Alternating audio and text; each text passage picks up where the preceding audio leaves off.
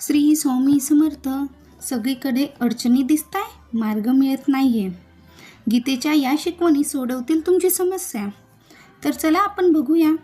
जीवनात यशस्वी होण्यासाठी माणसाला कठोर परिश्रम करावे लागतात, पण अनेक वेळा मेहनत घेऊन झोकून देऊनही अपेक्षित परिणाम मिळत नाही. त्यामुळे व्यक्ती निराश आणि दुःखी होते. त्यांच्या मनात अनेक चुकीचे विचार येऊ लागतात आणि एक चुकीचे पाऊल तुमच्या भविष्यावर परिणाम करू शकते.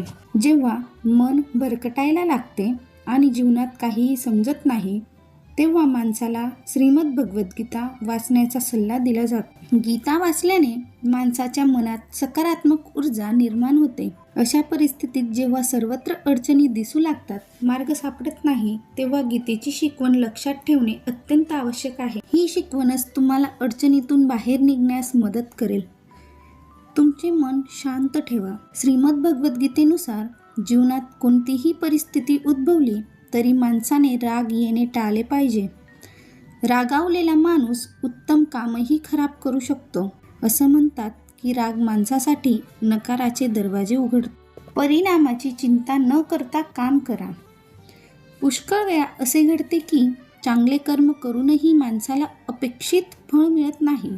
अशा परिस्थितीत माणसाने निराश होऊ नये, कारण श्रीमद भगवद्गीतेमध्ये भगवान श्रीकृष्णाने सांगितले आहे की भगवान श्रीकृष्णाने सांगितले आहे की मनुष्याने परिणामाची चिंता न करता काम करत राहावे. नियोजनबद्ध पद्धतीने काम करा. श्रीमद भगवद्गीतेनुसार माणसाने कोणतेही काम नियोजनपूर्वक केले पाहिजे. त्यामुळे कामात अडथळा येत नाही.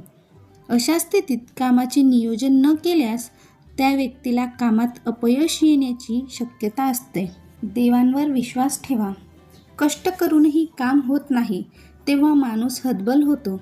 व्यक्ती पुन्हा काम करण्याची हिंमत दाखवू शकत नाही. अशा स्थितीत माणसाने भगवंताचे स्मरण केले पाहिजे. देवांवर विश्वास ठेवला पाहिजे, कारण देव अशा लोकांच्या पाठीशी असतो. श्रीमद भगवद्गीता माणसाला जीवनाची योग्य दिशा दाखवते. भगवान श्रीकृष्णाने अर्जुनाला कुरुक्षेत्राच्या रणांगणात योग्य निर्णय घेण्यासाठी गीतेची शिकवण तर दिलीच, पण व्यक्तिशः आपले महान रूपही दाखवले. द्वापर युगात भगवान श्रीकृष्णाने दिलेली शिकवण आजही मानवाला सुख, शांती आणि मुक्ती मिळवण्यासाठी मार्गदर्शक म्हणून काम करते. अशा परिस्थितीत आपण गीतेच्या शिकवणीचे पालन केल्यास प्रत्येकाचे जीवन बदलून जाईल. Thank you for watching this video. Like, share and subscribe this channel.